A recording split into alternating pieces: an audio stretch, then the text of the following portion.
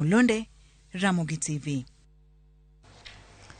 Seneta Siaya Laktar Oburu Oginga okwedo chenro mar manyo commissioners manyien mag IEBC ka wachne chenro mar gwelo jokanyo mag aputno noyiengore nyakonchiel kendo dhi miyo jatend piny William Ruto thuolo maber mar bedo jaloch e yiero mar 2027.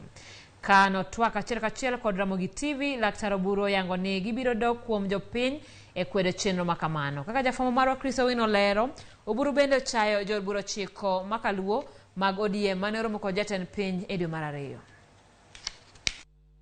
E twak mare kod Ramogi TV, Seneta Siaya Dr. Oburu Oginga oyango ni kata doko ni aput madhi gwelo commissioners manyien mag IEBC ne osechako tich, riwruok mar Azimio koyango chenro makamano. To gino kaka okadhe e yo makodhi kamano. To ngiso ni teko mar yiero IEBC commissioners odhi mne lwet ng'at achiel ma en lwet president ma Kenya.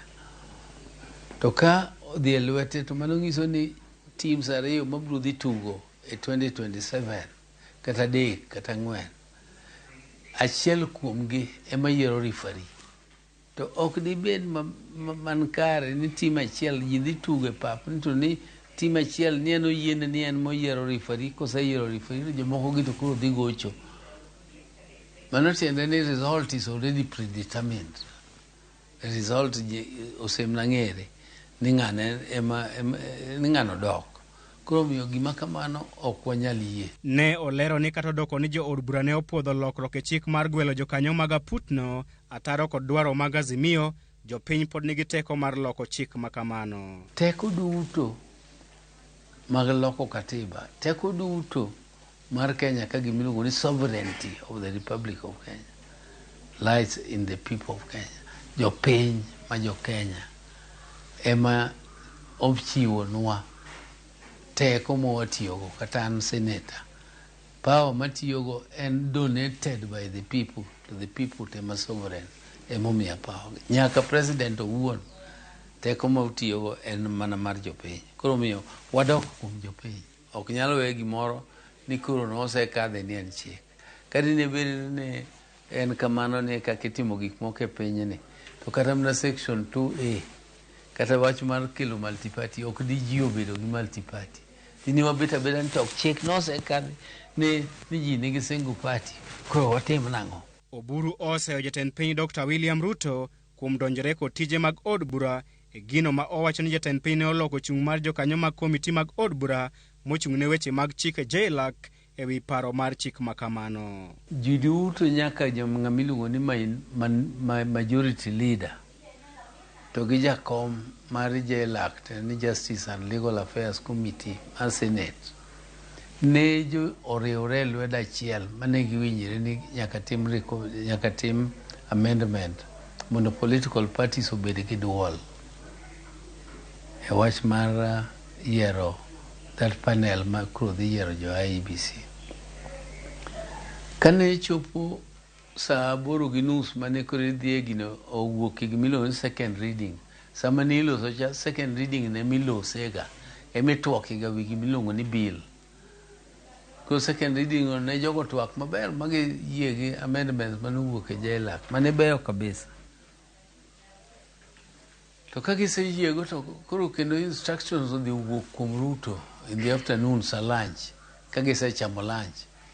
Giduogo koro giloko ni gisupport onge gimibedo amended kata achiel ni gigo kaka no gibedo moket gi Ruto manigi duol maduong' kuom yiero panel no ni gino koro bet makata koma ok loki. E wi jo od bura chiko mag duond bura mar ODM mawuok e gwenge makaluo mane oromo kod jatend piny e kar jot maduong' mar piny owacho e dwe mokalo, Oburu ochung' kar tiende ni jo od bura go ne oromo kod jatend piny e weche mag siasa ma ok dongruok. President noluongo jogi politically mondo jogi oyud kaka nyalo supporte e gino wuok kod gi picha langa mondo koro thianygi ni jopiny ni uwacho uweni an kenda kata yu kanyo bin anie mana gi ji osungo gi ni mondo Raila bendo ne ni en bende en gi en nagi jo Raila mana mai dala wuon meot. Oburu osiro lwedo chung' mar ODM ni chenro mag dongruok ilose od bura mamalo kama ilose budget